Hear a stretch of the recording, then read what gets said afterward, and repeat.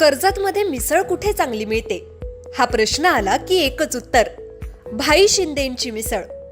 झणझणीत मसाला, अस्सल घरगुती चव आणि प्रत्येक घासात वाह असं म्हणायला लावणारा स्वाद. शिंदेंची मिसळ म्हणजे चवीची खरी ओळख. कर्जतला आलात आणि भाई शिंदेंची मिसळ खाल्ली नाही तर तुम्ही मिसळची खरी चव अजून चाखलेलीच नाही. तर आजच या, कर्जतची मिसळ म्हणजे भाई शिंदेंची मिसळ. अधिक माहितीसाठी संपर्क 9067208163. नमस्कार, मी विकास मिरगणे. विकासनामा डिजिटल प्लॅटफॉर्ममध्ये आपलं सर्वांचं स्वागत. चर्चा करतोय कर्जतच्या राजकारणासंदर्भामध्ये. 2-3 महिन्यापूर्वी मंगेश काळुके हत्याकांड झालं आणि कर्जतमध्ये एक प्रकारे राजकीय वादळ आलं. ते अजित पवार गटामध्ये आलं आणि परिवारामध्ये सुद्धा दोन्ही परिवारामध्ये वादळ आलेलं आहे. याच अनुषंगाने भरत भगत जे प्रवक्ते होते, राष्ट्रवादी काँग्रेसचे दिग्गज नेते होते, त्यांना त्रास किती झाला, त्यांच्या वेदना नेमकी काय आहेत आणि त्यांना मनस्ताप कसा झाला आणि जेलमध्ये गेल्यानंतर तिथले अनुभव काय होते, पक्षाने त्यांच्यावर भूमिका काय केली किंवा पक्षाने त्यांना किती सहकार्य केलं, त्या काळामध्ये संकटाच्या काळामध्ये मदतीला धावलेले कोण, याच अनुषंगाने आपण चर्चा करतोय. भरत भगत हे आक्रमक आहेत, अभ्यासू आहेत, रोखठोक बोलतायत, पण त्याचाही परिणाम त्यांच्यावर झाला का? ते रोखठोक बोलतायत म्हणून त्यांना अडकवण्याचा प्रयत्न कोण केला का? याच अनुषंगाने आपण चर्चा करतो. त्यांच्या मनामध्ये नेमकी काय आहे? त्या काळामध्ये एखाद्या माणसावर आरोप होत आहेत आणि ज्याची चुकीची गोष्ट नाही किंवा त्यांनी चूक केली नाहीये, अशा वेळेला एखादं नाव गवतो, त्यावेळेला त्याच्या परिवाराला त्याला वेदना काय होत आहेत हे आपण समजून घेण्याचा किंवा त्यांच्या मनामध्ये नेमकी खदखद काय आहे हे सांगण्याचा प्रयत्न करत आहेत. भरत भगतांना आपण बोलतं करण्याचा प्रयत्न करणार आहोत, कारण हा खूप इतिहास आहे आणि या सगळ्याच गोष्टीतून माणूस, एखादा राजकीय नेता ज्यावेळेला राजकारणामध्ये उभा राहतो त्यावेळेला संघर्ष हे करावे लागतात, पण आता अशा प्रकारचा संघर्ष त्याला करावा लागतो. याच अनुषंगाने कर्जतचं राजकारण हे बिहार सारखं झालंय का? त्यामुळे कर्जतच्या राजकारणामध्ये एकमेकांवर चिखलफेक ही होतच राहते, मात्र इतक्या खालच्या पातळीवरचं कर्जतचं राजकारण झालंय का? याच अनुषंगाने माणसाला जेलमध्ये जावं लागतं आणि याच अनुषंगाने आपण चर्चा करतोय. भरत भगतांचं नेमकी काय चुकलं का? ते का दोषी आहेत का? त्या न्यायालयाची पुढची भूमिका काय आहे आणि न्यायालय काय म्हणतंय? याच अनुषंगाने आपण भरत भगतांना बोलतो करत. सर, स्वागत आहे. नमस्कार. नमस्कार. बऱ्याच दिवसानंतर आपली भेट झाली. 3-4 महिने सगळ्या प्रक्रियामध्ये तुम्ही होतात. खरं तर आम्ही खोपोलीच्या नगरपालिकेमध्ये तुम्हाला सत्तांतर नगराध्यक्ष शिंदेचे शिवसेना झालं, पण बाकीच्या ठिकाणी तुम्हाला पंचायत समिती, जिल्हा परिषदेत यश मिळालं, त्याचंही श्रेय हे बऱ्यापैकी तुम्हाला जातं. आज सगळं श्रेय जे आहेत पंचायत समिती झडपीत सत्तांतर झालेलं कसं पाहता या निकालाकडे? हा एकंदरीत लोकांनी खऱ्या अर्थाने सत्य असत्याचा हा न्याय त्या ठिकाणी केला. सत्याचा विजय झाला, असत्य पराभूत झालं, हे या निवडणुकीच्या माध्यमातून लोकांनीच ते सिद्ध केलेलं आहे. लोकांनी त्याच्यावर शिक्कामोर्तब केलेलं आहे. ओके, म्हणजे हे विजय झालेला आहे. 100% विजय झाला. हा विजय सत्याचा होता. असत्याचा पराभव करून लोकांनी सत्याला त्या ठिकाणी विजयी केलेला आहे. पण विरोधी पक्षाची इतकी फारफट झाली, 0वर आले ते. विरोधी पक्ष 0वर आला याचं कारण असं आहे की त्यांच्या जे नेते आहेत त्या नेत्यांची कर्म जी आहेत ती कर्म चुकतायत आणि त्या कर्माची फळं त्यांना त्या ठिकाणी मिळत आहेत. ते त्या ठिकाणी 100% लोकांनी सत्याचा विजय केलेला आहे. ओके, पण याच विजयाला खरं मंगेश काळुके प्रकरण भवलं गेलं आणि तेही विरोधी पक्षाला सगळं फरफटत 0वर यावं लागलं. हा त्याचा परिणाम झालेला आहे. एकंदरीत खोपोलीतली जी दुर्दैवी घटना आहे त्या घटनेशी दुरान्वयाने काडीचा माझा किंवा सुधाकर घारेंचा कुठलाही संबंध नव्हता. विषय असा आहे की राजकारणामध्ये राजकारण करत असताना पक्षाने माझ्यावर जी जबाबदारी दिली, प्रवक्ता म्हणून माझी नेमणूक केली, त्या कालखंडामध्ये आमचे नेते, आमच्या पक्षाचे प्रमुख यांच्या बाबतीमध्ये इतर विरोधातले लोक ज्या वेळी काय बोलत होते त्यांना सडेतोरपणाने, स्पष्टपणाने त्या ठिकाणी उत्तर देण्याचं काम प्रामुख्याने मी त्या ठिकाणी करत होतो. ती जबाबदारी माझ्यावर पक्षाने दिली होती. आणि हे सगळं करत असताना निश्चित पद्धतीने नगरपालिकाच्या निवडणुका झाल्या, त्याच्यामध्ये संघर्षमय निवडणुका झाल्या. मग खोपोलीच्या असेल, कर्जतच्या असेल, या निवडणुकांच्या प्रखर पद्धतीने त्या ठिकाणी पक्षाची बाजू, पक्षाचे विचार घेऊन मतदारांच्या पर्यंत पोहोचण्याचं काम आम्ही सगळी मंडळी करत होतो. आणि हे सगळं करत असताना निश्चित पद्धतीने दुर्दैवाने खोपोलीतली जी घटना घडली त्या घटनेचं मी निश्चितच करेन, ती निंदनीय घटना आहे. त्या घटनेचं समर्थन मीच काय कोणीही करणार नाही. परंतु ती घटना घडल्यानंतर जे राजकारण या ठिकाणी या मतदारसंघामध्ये पाहायला मिळालं, म्हणजे ज्या लोकांनी जे आता इथे नेतृत्व करतायत अशा लोकांनी घाणेरड्या पद्धतीने अतिशय खालच्या दर्जावर जाऊन त्या ठिकाणी राजकारण करायचा प्रयत्न केला. एखादी दुर्दैवी घटना घडते आणि त्या घटनेमध्ये 100% ज्यांच्यावर अन्याय झाला त्यांना न्याय मिळाला पाहिजे या भूमिकेचा मी काल होतो आज आहे आणि उद्याही असणार आहे. परंतु हे करत असताना एखाद्या माणसावर कारण नसताना त्याला त्याच्यामध्ये ओढणं आणि त्याला त्या ठिकाणी काही भोगायला लावणं हे अतिशय दुर्दैवी आणि अतिशय मनाला वेदना देणारा असा प्रसंग माझ्या आयुष्यामध्ये माझ्यावर आला. 26 तारखेची ती घटना आहे, 26 डिसेंबरची. 26 डिसेंबरच्या दिवशी मी दिवसभर घरात होतो आणि मग ती घटना घडल्यानंतर त्या ठिकाणी मला कळलं की FIR मध्ये माझं नाव आलंय. खूप मोठे आंदोलन त्या ठिकाणी सुरू आहे. विरोधी लोकांनी त्या ठिकाणी केली, रस्ता रोको असेल वगैरे वगैरे, या सगळ्या घटना घडत होत्या. मी निवांतपणे माझ्या घरामध्ये बसलो होतो. जे होईल त्याला सामोरं जाण्याची ताकद ठेवून होतो, कारण आपला त्याच्याशी काही संबंध नव्हता, कुठलाही त्या घटनेशी दुरान्वयाने काडीचा संबंध नव्हता. तसं पाहू गेलो तर मंगेश काळोखे सुद्धा मला परिचित होते. मंगेश ते काळोखे आपल्याला काय माझ्या- कर्जतवालेच आहेत. ते प्रॉपर कर्जतचेच आहेत, परंतु शिवसेनेचे उपजिल्हा प्रमुख भाई गायकर आणि शिवसेना शिंदे गटाचा जे कार्यकर्ता गणेश पालकर यांच्या माध्यमातून एकदा मंगेश काळोखे माझ्या घरी काही मदतीसाठी आले होते. निमित्ताने त्या काळखंडामध्ये मदतही केलेली आहे. त्यावेळी जे लोक आज राजकारण करतात ते कुठेही कुठल्याही पदावर नव्हते आणि अशा अवस्थेमध्ये मंगेश काळोखेला देखील त्या प्रसंगामध्ये मदत करणारा मी एक कार्यकर्ता आहे. जो माणूस माझ्याकडे येतो त्याला मदत करण्याचं काम आपण त्या ठिकाणी करतो. आपण ना त्याला कधी त्याची जात विचारत नाही, त्याचा पक्ष विचारत नाही, त्याचा धर्म विचारत. तो माझ्यापर्यंत आला आणि माझ्या ज्यांनी जर त्याला मदत होणार असेल तर मी 100% ती मदत करण्याचा प्रयत्न करतो. आणि ती मदत करताना माझेही संबंध दैवयोगाने असे आहेत की मी जरी राष्ट्रवादी काँग्रेस पक्षामध्ये असेल तरी भारतीय जनता पक्षामध्ये असेल, शिंदे गटामध्ये असेल, अन्य पक्षामध्ये असेल, शेतकरी कामगार पक्ष असेल, या सगळ्या प्रमुख लोकांच्या बरोबर माझ्या आयुष्यामध्ये माझे संबंध चांगले आहेत, चांगले होते आणि चांगले राहतील. मी संबंध टिकवणारा माणूस आहे. माझे ज्यांच्या बरोबर संबंध आहेत ते आजही तसे आहेत. त्याचा अनुभव तुम्हाला आला असेल की मागच्या वर्षी माझ्याकडे माझी वास्तुशांती झाली घराची. त्यावेळी सन्माननीय राज्याचे वनमंत्री नाईक साहेबांना मी आमंत्रित केलं होतं आणि साहेब त्या दिवशी त्या कार्यक्रमाला माझ्या घरी येऊन मला त्या ठिकाणी माझ्या परिवाराला त्यांनी शुभेच्छा दिल्या, आमचं अभिनंदन केलं आणि त्या पूजेच्या निमित्ताने माझ्या घरी देखील ते आले. तटकरे साहेब तर माझे नेतेच होते, त्यामुळे तेही आले होते. विविध पक्षाची मंडळी माझ्या घरी येते जाते. मी असा काय कधी पक्षभेद करत नाही. निवडणुका असतील त्या दिवशी मी ज्या पक्षाचं काम करतो ते नेटाने आणि तत्वाने करतो. त्या पक्षाशी कधी म्हणजे फारकत कधी करत नाही. ज्याचं काम करायचं त्याचं नित्यनेमाने अगदी झोकून देऊन काम करायचं. आज जे लोक माझ्यावर आरोप करतायत त्यांना पहिल्यांदा हमदार करण्यामध्ये माझा खूप मोठा वाटा आहे. मी खूप प्रचंड काम केलेला माणूस आहे. म्हणजे 8-8, 10-10 दिवस मी त्यावेळी 17 ते 18 दिवस रात्री नीट झोपलो नव्हतो आणि दिवसाही नीट काही कधी जेवलो नव्हतो. म्हणजे आज विसरले तुम्हाला? नाही तर विसरू दे ना. मी तुम्हाला एक सांगतो, मी माझ्या कर्मावर माझा विश्वास आहे. माझं कर्म हेच माझं सुरक्षा कवच आहे. माझे कर्म हेच माझं संरक्षण करतील हा माझा विश्वास आहे. ज्याचे कर्म वाईट आहेत त्याला भोगावं लागेल. त्यावेळी प्रल्हाद शिंदेचं गाणं फार सुंदर आहे, मार्मिक गाणं आहे.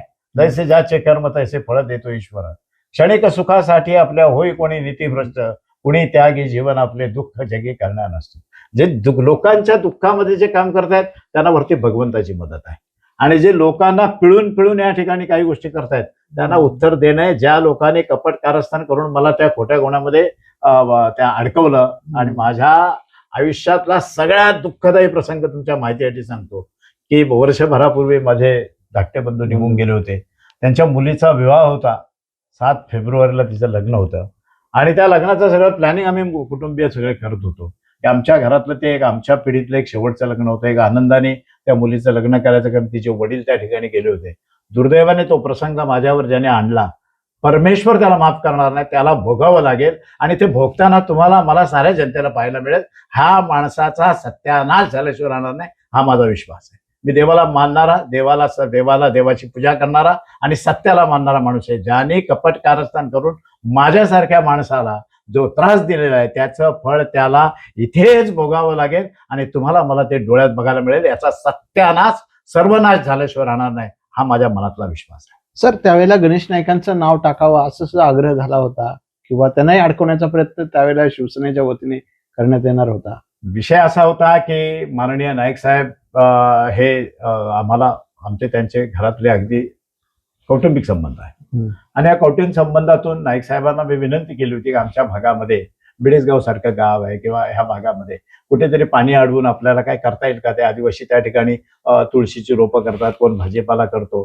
तर अशा पद्धतीने नाईक साहेबांना आम्ही निवेदन दिलं होतं आणि ते निवेदन देताना निश्चित पद्धतीने खोपोलीमधून रवी देवकर, पनवेलमधून सुनील घरत आणि मी, तुम्हाला बघायला मिळालं असेल नाईक साहेब जेव्हा रायगड जिल्ह्यामध्ये येतात आम्ही त्यांचा स्वागताचे बॅनर लावत असतो. ही मैत्री आहे. मैत्री आजची नाहीये, मैत्री फार वर्षापूर्वीची आहे. आणि मग ती मैत्री त्या ठिकाणी असताना तशा पद्धतीने नाईक साहेबांना आम्ही सांगितलं होतं आणि नाईक साहेबांच्या आम्ही सतत संपर्कात होतो. आणि म्हणून नाईक साहेबांना गोवण्याचं देखील काम इथला नेता जर करत असेल तर त्याच्या इतका मूर्ख तोच. एकनाथ शिंदे गवस म्हणत होते, एकनाथ शिंदेचा दबाव होता. मला ते नाही सांगता येणार, परंतु कारण नाईक तुम्ही गणेश साहेबांना- नाईकांचे समर्थक होते म्हणून गणेश मी नाईकांनी मी मी मग तसं पाहू गेलो तर तुमच्या माहितीसाठी सांगतो, जो नेता आता इथे या ठिकाणी नेतृत्व करतो हा नेता जन्माला येण्यापूर्वी माननीय एकनाथ शिंदे साहेब हे माझ्या कार्यक्रमामध्ये अवसर येथे कबड्डीच्या टुर्नामेंटला आले होते. सगळ्यांनी पाहिलेलं आहे. माझे शिंदे साहेबांशी माझे संबंध आहेत. मग शिंदे साहेबांचं माझं कुठलंच वाईटपणा नाही. शिंदे साहेबांच्या पक्षामधल्या बऱ्याचशा लोकांचे माझे डायरेक्टली संपर्क आहेत, संबंध आहेत, मैत्री आहे. मैत्री का नसावी? मैत्री तर आपल्याला जपलीच पाहिजे. हो. आणि मग ती मैत्री जपत असताना ह्या माणसाला जे साध्य करायचं होतं त्याच्यासाठी हा माणूस त्या ठिकाणी करत होता. आपण शिंदे साहेबांचं नाव याच्यामध्ये घेण्यामध्ये अर्थ नाही, पण निश्चित पद्धतीने जो माणूस इथे ज्या गोष्टी घडवत होता त्या माणसालाच मुळामध्ये अक्कल नव्हती. त्याचे दात जे पडायचे ते पडलेत. निश्चित पद्धतीने या सगळ्या प्रकरणामध्ये दुर्दैवाने मला तुरुंगात जावं लागलं. तुरुंगात गेल्यावरही मी तुम्हाला माहितीसाठी सांगतो की शिवरात्रीच्या दिवशी मला त्या ठिकाणी भजन करायला मिळालं. त्या ठिकाणी हार्मोनियम आहे, मृदुंग आहे, भजन मंडळ आहे, आतमध्ये जे लोक आहेत ते सुद्धा भजन करतात. की सगळीच माणसं अगदी वाईट असतात असा प्रकार नाही. तिथे गीता पठण देखील चालतं. मी रोज सकाळी 1 तास गीता पठणला जायचो. शनिवार असेल तर शनिवार किंवा गुरुवार एक भजन असायचं तासाभराचं. अशा पद्धतीने त्या ठिकाणी देखील मला नामस्मरणामध्येच माझा वेळ त्या ठिकाणी गेला. माझ्या मनामध्ये कुठेही यत्किंचितही ह्याला नाही, कारण माझा सत्यावर विश्वास आहे. आणि मी पोलीस स्टेशनला गेलो की ते वाक्य वाचतो. पोलीस स्टेशनला लिहिलेलं आहे सदरक्षणाय खलरिग्न गिराणाय, आणि त्या वाक्याप्रमाणे निश्चित पद्धतीने या सगळ्या प्रकरणाचा निकाल लागेल हा माझ्या मनामध्ये विश्वास होता. कारण आपला त्याच्याशी संबंधच नव्हता आणि संबंध नसल्यामुळे आपण निश्चिंत होतो की याच्यामध्ये नक्की आपल्याला निकाल मिळेल आणि आपला याच्याशी संबंध येणार नाही आणि उद्या आपण याच्यातनं मुक्त होऊ हा माझ्या मनामध्ये विश्वास असल्यामुळे मी कधीही त्याच्यामध्ये कधी विचार केला नाही, कधी घाबरलो नाही, कधी काय केलं नाही, कारण माझ्याकडून काही चुकलंच नव्हतं. त्यामुळे जे पोलिसांना तपास करायचा होता तो तपास त्यांनी केला. मला अटक झाली, माझा तपास केला आणि माझा तुम्ही तपास स्वतःहून हजर झाले होते की पोलिसांनी निश्चित तुम्हाला? पद्धतीने मी स्वतःहून हजर झालो असंच म्हणता येईल, परंतु पोलिसांनी पकडला असंही म्हणता येईल. असे दोन्ही बाजूनी त्याला जाता येईल. पण मी चाललो होतो खालापूरकडे, मी निघालो होतो आणि मला खालापूरच्या साधारण कलोते गावाच्या इथे जे रिंकी पॅलेस नावाचं हॉटेल आहे त्या हॉटेलच्या इथं पोलिसांनी मला अटक केली. ओके. तुम्ही स्वतःहून हजर झाले नव्हते? मी त्या भागात निघालोच होतो ना. मी आता माझं म्हणणं काय की मी तिकडे चाललोच होतो आणि पोलीस होतेच तिकडे. पोलीस असल्यामुळे पोलिसांनी मला तिथे ताब्यात घेतलं. मग तुम्ही स्वतःहून बोलले नाही की मी हजर होतो या चौकशीसाठी वगैरे? नाही नाही, काय झालं, परिस्थिती अशी होती की त्या कालखंडामध्ये जी संभ्रमावस्था सगळीकडे होती. सगळे भयग्रस्त होते सगळे आणि काय करावं काय सुचत नव्हतं. लग्न तोंडावर आलं होतं. या दृष्टिकोनातून माझ्याही मनात येत होतं की आता ह्याच्यातनं काहीतरी मार्ग निघाला पाहिजे, म्हणून मी तो प्रयत्न करत होतो. परंतु मलाही त्या ठिकाणी यश आलं नाही. निश्चित पद्धतीने पक्षातल्याही लोकांचे त्या ठिकाणी चांगल्या पद्धतीची मदत, चांगल्या पद्धतीचे सहकार्य मला त्या ठिकाणी होत होतं. परंतु दुर्दैवाने मी तिकडे जाताना मला रस्त्यामध्ये त्या पद्धतीने अटक झाली. हे सत्य आहे, ते रिवार सत्य आहे. आणि सर मूळ मुद्दा असा आहे की तुरुंगामध्ये तळोजा जेलमध्ये सगळे मित्र पण तुम्हाला मिळाले, विवेक पाटलांची भेट झाली, पुन्हा गणपत गायकवाड भेटले, सगळे दिग्गज नेते भेटले, काय म्हणाले? नाही, विषय असा आहे की आता तुरुंगामध्ये विवेक पाटील साहेब आहेत, हे जग जाहीर आहे. हो. तुरुंगामध्ये गणपत कल्याणचे माझे आमदार गणपत गायकवाड आहेत, ही सगळ्यांना माहिती आहे. मी ज्या दिवशी आतमध्ये गेलो ती तारीख मला वाटतं 21 तारीख असावी. 21 तारखेला गेल्यानंतर मी रात्रीचा पोहोचलो होतो. सकाळी मग तिथे परिचित असल्यामुळे मी विवेक पाटलांना त्या ठिकाणी स्वाभाविकपणे ते ज्या ठिकाणी ज्या बॅरकमध्ये होते तिथे त्यांना भेटायला गेलो होतो. त्यांना भेटल्यानंतर मला विवेक पाटील साहेबांनीच सांगितलं की आता तू आलायच आहेस, आता तुझ्या नशिबात इथे जेलमध्ये किती दिवसाचं काय आहे मला काय माहित नाही, परंतु या ठिकाणी गीता पठण चालतं, तू गीता पठणला येत जा. तासभर चांगला वेळ जातो, नामस्मरण होतं, देवाचं नाव कानावरून जातं. अशा पद्धती सूचना मला विवेक पाटलांनीच केली. मी दुसऱ्या दिवसापासून लगेच तिथे जॉईन झालो आणि मग गीता पठणसाठी मी रोज जात असे. सोमवार ते शुक्रवार 5 दिवस इथे गीता पठण ऑनलाईन चालतं आणि मग एक आठवड्यातला 1 दिवस भजन करायला मिळायचं. अशा पद्धतीने नामस्मरण, देवाचं नाव तिथेही माझ्या तोंडातनं येत होतं. माझ्याकडून देवाने तिथेही सेवा करून घेतली. मी इकडेही सेवा करतो. मी वारकरी संप्रदायाचा आहे, नाथ संप्रदायाचा आहे, माळकरी आहे. मी कोणाच्या घरीही जेवत नाही, मी कोणाच्या घरात खात नाही. मग ज्या भांड्यात शिजवलेलं असेल त्यात नॉनव्हेज शिजलं असेल तर खाऊ नये असं माझ्या गुरूंनी मला मार्गदर्शन केलं. त्यामुळे कुणाकडे जेवतही नाही. मी माझा डब्बा घेऊन पाठी फिरत असतो. म्हणजे 2 वेळचं जेवण माझ्या बरोबर असतं आणि मी मात्र इमाने इतबारे पक्षाचं काम नेटाने त्या ठिकाणी करतो. राष्ट्रवादी काँग्रेस पक्षाच्या माध्यमातून मी ज्या ज्या वेळेला यांच्यावर टीकास्त्र केली, जो माणूस या ठिकाणी नेतृत्व करतो त्याच्यावर मी टीका करत होतो, त्याला उत्तर देत होतो. आणि मग ते त्याचं एवढाच एक कारण मनामध्ये येऊन हा फार बोलतो, याला याच्यामध्ये टाकला पाहिजे. त्या नेत्याची स्टेटमेंट तुम्ही ऐकली असेल, मी नेस्तनाबूत करून टाकेन, मी उद्ध्वस्त करेन, अशा पद्धतीचे विचार जर या माणसाच्या मनात असतील तर दुर्दैव आहे या कर्जत खालापूर मतदारसंघाचं की अशा माणसाला लोकांनी नेतृत्व करायची संधी दिली. लोकांनी त्याच्यापासून सावध व्हायला पाहिजे. अशा पद्धतीची विनंती मी आजच्या निमित्तानं नक्की करेन. राजकारण होत राहील, राजकारणाच्या जागेवर राजकारण होत राहील. आम्ही देवेंद्र साठमना आमदार बघितलं, आम्ही सुरेश लाडांना आमदार बघितलं, पण अशा पद्धतीचं खुनशी राजकारण या मतदारसंघामध्ये कधीही अनुभवायला आलं नाही. राजकारणाच्या जागेवर राजकारण होत होतं, निष्ठेने होत होतं, तत्वाने होत होतं, जोरकस होत होतं. परंतु निवडणुका झाल्यावर असं कपट कारस्थान करून, खोटी कामं करून, याला अडकव त्याला अडकव, अशा पद्धतीचं राजकारण माझ्या उभ्या आयुष्यामध्ये मी बघितलं नाही. मी पण आता 65 वर्षांचा आहे आणि 65 वर्षाच्या अनुभवामध्ये बरीच वर्ष मी राजकारणामध्ये बऱ्याच लोकांच्या बरोबर मला काम करायची संधी मिळाली. असं राजकारण मी कधी बघितलं नव्हतं, जे अतिशय घाणेरडं आणि खालच्या दर्जावरचं राजकारण या कर्जत खालापूर मतदारसंघामध्ये सध्या सुरू आहे. पण त्या काळामध्ये पक्षाने मदत केली का? तटकरे असतील, घारे असतील किंवा त्या कालखंडामध्ये पक्षाची मदत म्हणाल तर 100% पक्षाचा सपोर्ट हा आम्हाला वकील होता. देणं असेल, चर्चा असेल. नाही, पक्षाचा सपोर्ट हा होताच, पक्षाचा आधार हा होताच. आणि पक्षाच्या लोकांनी बाहेर काय केलं ते मला काही सांगता येणार. मी तर आपल्या त्या 4 भिंतीच्या आड तिथे होतो. बाहेर कोणी काय केलं ते मला माहिती नाही, परंतु पक्षाचा सपोर्ट निश्चित झाला हे माझ्या मुलाकडून मला कळलं. परंतु त्याच्यामध्ये मदत करणारा सुधाकर घारे हा एकमेव होता. ओके. आणि तटकरे साहेबांचं त्यांना सहकार्य असेलही, परंतु सुधाकर घारे आणि माझ्या मुलाला त्यांनी सातत्याने धीर दिला. काय काळजी करू नको, चांगलं होईल, चांगल्याने नेहरू, अशा पद्धतीचा धीर सुधाकर घारेंच्या माध्यमातून मिळत होता. आणि सुधाकर घारेंचे दुसरे 2 सहकारी आहेत. एकाचं नाव जगदीश देशमुख आहे, एकाचं नाव कैलास घारे आहे. हे आणखीन एक रवी घारे. या लोकांनी माझ्या मुलाच्या सतत संपर्कात राहिले. इतर कुठल्याही माणसाने माझ्या मुलाची साधी विचारपूसही केली नाही. म्हणजे अगदीच पक्षाने सपोर्ट केलाय असंही म्हणता येणार नाही, परत नाही केला असंही म्हणता येणार नाही. पण पक्षातल्या काही प्रमुख लोकांनी माझ्या मुलाची विचारपूस करून सतत त्याच्या पाठीशी राहिले. इव्हन माझ्या पुतणीच्या लग्नात सुद्धा सुधाकर घारे हे एकमेव पक्षाचे पदाधिकारी हजर होते. मग पक्षाचा सपोर्ट होता असं म्हणता येणार नाही. जर पक्षाचा सपोर्ट असता तर लोकांच्यासाठी पक्षाचे सगळे पदाधिकारी माझ्या पुतणीच्या लग्नाला आले असते की आम्ही भगत कुटुंबियाच्या बरोबर आहेत. परंतु दुर्दैवाने तसं मला बघायला मिळालं नाही. ही देखील माझ्या मनामधली एक शोकांतिका आहे की पत्रिका दिल्या नसतील किंवा पत्रिका मी माझ्या मुलाने घरोघर जाऊन त्यांना दिल्या होत्या. प्रत्येक पदाधिकाऱ्याला पत्रिका दिली होती. परंतु ठीक आहे, त्यांना काही त्यांच्या कार्यभावल्यामुळे किंवा त्यांच्या कामामुळे येता आलं नसेल. परंतु माझं एक तत्व आहे की प्रसंगामध्ये जेव्हा एखादा प्रसंग येतो त्या प्रसंगामध्ये त्या कुटुंबाच्या पाठीशी उभं राहणं हे निश्चित पद्धतीने त्या वेळच्या त्या लोकांचं कर्तव्यच आहे. त्या कर्तव्य भावनेतून त्या लोकांनी यायला. सुधाकर घारे आणि सुधाकर घारेंचं कुटुंब, आता मी तुम्हाला सांगतो ना, मी ज्या दिवशी सुधाकर घारे म्हणजे पक्ष आहे ना, मी सुटून आलो. मी सुटून आल्यानंतर मला पहिल्यांदा भेटायला कोण आले असेल त्या सुधाकर घारेंचे वडील आले. मग ह्या वयाची तो माणूस एवढा रात्री वेळ काढून सुधाकर घारेंची पत्नी या ठिकाणी आली. कर्जत नगरपालिकेच्या नगराध्यक्ष मला भेटायला आल्या. आमची ती रंजना धुळे महिलांची अध्यक्षा त्या मला भेटायला आल्या. अशा पद्धतीने जे भेटायला आले ते भेटायला आले. पण मला सर्वसामान्य माणसं हजाराने भेटून गेली. पदाधिकारी म्हणाल तर नाही आले. काय त्यांच्या मनामध्ये असतील, काय कोणाची भीती असेल, कोणाला घाबरत असतील, तो त्यांचा प्रश्न आहे. मी स्पष्टपणाने जीवन जगणारा माणूस आहे. मला माझ्या कर्मावर, पुन्हा सांगतो, माझ्या कर्मावर माझा विश्वास आहे. त्याच्यामुळे मला कधी कोणाचा भय वाटत नाही.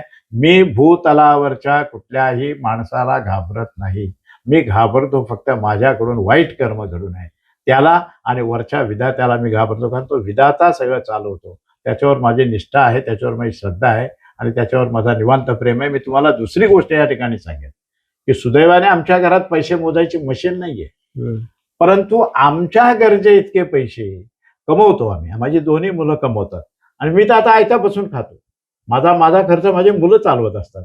आता काही मंडळी आरोप करत असतात, भरत बघा त्याच्याजवळ याच्यावर जगतो, त्याच्यावर जगतो. मी तुम्हाला आज सांगतो, कर्जत खालापूर मतदारसंघातच नव्हे तर महाराष्ट्रातल्या कुठल्याही राजकारणातल्या नेत्याच्या पैशाच्या जीवावर भरत भगत जगत नाही, भरत भगत जगला नाही आणि भरत भगत जगणार नाही.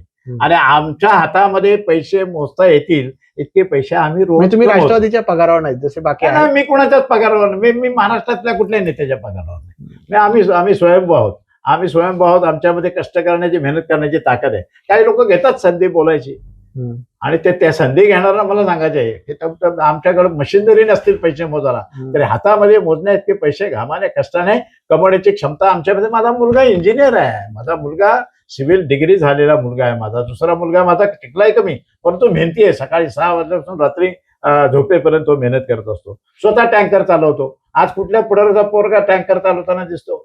तुम्हाला मी सांगतो की माझं आयुष्य 66 वर्षाचं होता ना, 65 वर्षाचं होता ना, तेव्हा मी घर बांधलं. आम्ही दलाली पण केली नाही, आम्ही एजन्सी केली नाही, आम्ही दुसऱ्याच्या जमिनी विकून मलिदा कमवला नाही. आणि तो कमवला नाही याचं कारण पण फार महत्वाचं आहे, कारण माझ्या वडिलांचं योगदान भुजान चळवळीत आहे. आम्ही काही तत्वानी जगतो. माझ्या वडिलांच्या तत्वाना कुठे बाधा येईल अशा पद्धतीचे जीवन आम्ही जगलो नाही.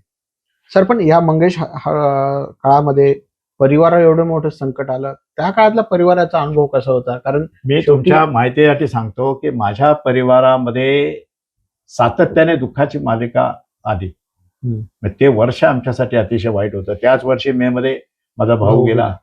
त्याच वर्षामध्ये शेवटच्या डिसेंबरमध्ये माझ्यावर हा प्रसंग आला. संपूर्ण कुटुंब उद्ध्वस्त झाल्यासारखं, उद्विग्न झाल्यासारखं आणि अतिशय दुःखद अंतःकरणाने सगळे होते. हे आमच्या वाट्याला काय म्हणून आलंय? तर आमच्या वाट्याला जे आलं ते आमच्या कर्माचे भोग असू शकतात, परंतु ज्याने आमच्या वाट्याला आणलं, ठरवून आणलं, त्या माणसाला उभ्या आयुष्यात सुख नावाची चीज मिळणार नाही. त्याकडे संपत्ती भरपूरच आहे, परंतु त्याच्या चेहऱ्यावर तुम्हाला तेजस्वी असं कधी बघायला मिळणार शाप जाऊन टाकला. शाप नव्हे, त्याचा सर्वनाश होईल. मी भगवंत पांडुरंग चरणी प्रार्थना करतो, मी जर तुझा भक्त असेल, मी जर तुझी सेवा करत असेल, मी जर का तुझं नामस्मरण करत असेल, तर माझ्यावर खोटं संकट आणलेल्या माणसाचा सर्वनाश झालेला मला माझ्या डोळ्याने बघायचा आहे. आणि हे परमेश्वर तू घडव अशी परमेश्वरला मी प्रार्थना करतो. सर, खूप खूप तुम्ही या सगळ्या प्रकरणामध्ये बोललेले आहात. हे होते भरत भगत. त्यांनी मंगेश काळुखे हत्याकांड असेल, सगळ्या आपली भूमिका, प्रसंग सगळ्या जो आहे तो सांगण्याचा प्रयत्न केलेला आहे. भाई, खूप खूप आभार. तुम्ही या संकटातून बाहेर आलेले आहात. मी या बाबतीमध्ये चौकशी अधिकारी असतील, सन्माननीय पोलीस अधीक्षक मॅडम असतील, ज्या लोकांनी याचा यथोचित तपास केला आणि त्यांच्या लिहिलेल्या वाक्याप्रमाणे सदरक्षणाय खल निग्रहणाय या वाक्याप्रमाणे या घटनेचा निकाल लागला. आणि ज्या लोकांनी ते कृत्य केलंय त्यांच्या कर्माची फळं ते भोगतील. आणि निश्चित पद्धतीने मला त्या ठिकाणी पोलीस खात्याच्या माध्यमातून असेल, न्यायालयाच्या माध्यमातून असेल, मला न्याय मिळाला त्याबद्दल मी सन्माननीय पोलीस अधिकारी असतील, सन्माननीय न्यायालय असेल, एसपी मॅडम सहकार्य म्हणजे त्यांनी योग्य तपास केला. सहकार्य म्हणजे तपास केला त्यांनी. एसपी मॅडम या ठिकाणी, एसपी मॅडम या जिल्ह्याला अशा लाभल्यात ना की त्यांच्यामुळे त्यांनी योग्य तपास केला. या ठिकाणी आता तुम्हाला एक जाता जाता एक गोष्ट मुद्दाम सांगतो की हे पैशाचा वापर करून हे लोक मंडळी अशी करतात की पोशेर गावामध्ये एक नितीन आबळे नावाचा मुलगा आहे. त्या नितीन आबळेने देखील इथल्या डीवायएसपीना पत्र लिहिलेलं आहे. त्याला 2 लाख रुपये देऊन फेसबुकला, इंस्टाग्रामला, व्हॉट्सअपला मेसेज टाक, आम्ही केस करू आणि मग तू अशा अशा लोकांची नावं घे, असंही काम चालू आहे. त्याची तक्रार त्यांनी लेखी केली, त्याचा तपास होईल, तपास चालू आहे, येईल लोकांच्या समोर. मग पैशाच्या जोरावर माणसं गोळा करायची, त्यांना पैसे द्यायचं, त्यांना कमेंट करायला सांगायचे आणि मग ती कमेंट कुणी करायला सांगितली मग त्यांना धाकधपटशा सांगून तिथे कुणाला तरी नावं घ्यायला लावायची आणि कुणाला तरी अडकवायचं. असं काम आजही या मतदारसंघात सुरू आहे. अशा पद्धतीचा लेखी पुरावा मी तुम्हाला देऊ शकतो. तर असो, ज्याचे कर्म त्याच्या संग. आपल्याला त्याबद्दल विश्वास आहे परमेश्वरावर की रघु म्हणत असतील की कलियुग आहे, त्या कलियुग असलं तरी इथे न्याय होणार आणि तो न्याय तुम्हाला, मला, सगळ्यांना, सगळ्या जनतेला, कर्जत खालापूरमधील जनतेला पाहायला मिळेल. सत्याचा विजय हा होईल, सत्याचा विजय होईल, सत्याची अधिष्ठापना होईल आणि असत्याचा नाश होईल. पक्षामध्ये सक्रिय राहणार आहात का? श्रद्धा सबुरी किंवा मी पक्षामध्ये सक्रिय आहे, सक्रिय राहणार आणि सक्रिय राजकारण मी करणार. ओके, राजकारणात राहणार तुम्ही? हो, राजकारणात राहणार. आता राजकारणाची सवय लागली ना पत्रकार महोदय.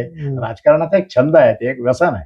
राजकारण करत राहायचं, लोकांच्या अडीअडचणीमध्ये आपण जायचं, लोकांना मदत करायची. आता मी उतरतोय उद्या होणाऱ्या आंदोलनामध्ये, मला निश्चित पद्धतीने उतरावं लागेल. उद्याचं आंदोलन जे या ठिकाणी लोकांच्या जनतेच्या परत एकदा भरतभाई सडकून समाचार घेणार. समाचार म्हणण्यापेक्षा अन्यायाविरुद्ध लढणार, कारण माझा पिंड तो आहे. तुम्हाला एक गोष्ट, माझा डीएनए क्रांतिकारक आहे. माझा बाप ब्रिटिशांच्या विरुद्ध लढला, माझा बाप ब्रिटिशांना घाबरत नव्हता. त्याच रक्तातनं जन्माला आलेला माणूस इथल्या काही उद्दाम झालेल्या लोकांना मी कशासाठी घाबरेन? माझ्या कर्मावर पुन्हा सांगतो, माझ्या कर्मावर माझा विश्वास आहे. माझे स्वच्छ कर्म आहेत. मी आईला आई, ताईला ताई मानतो. मी कुठल्याही महिलेचा अनादर करत नाही आणि कुठल्याही महिलेकडे वाईट नजरेने बघत नाही. कार्यकर्त्याची पत्नी ही माझी बहीण असते, त्या पद्धतीने तिथे जातीची वागणूक आम्ही करत असतो. आम्हाला आमच्यावर संस्कार आहेत आमच्या आईबापाचे, आमच्यावर संस्कार वारकरी संप्रदायाचे. कुणाला सांगताय? नाही, असे लोक आहेत की ज्यांना कार्यकर्त्याची एखादी बाई पण चांगली दिसली तर त्या माणसाचं मन तिकडं फिरतं, असे आहेत ना. तुमच्या असेच पक्षात आहेत लोक आज. तुमच्या पक्षात कुणाच्या नाही, पक्षात? आमच्या पक्षात नाही, इथे आहेत राजकारणामध्ये अशी लोक करतात, कालापूरमध्ये आहेत.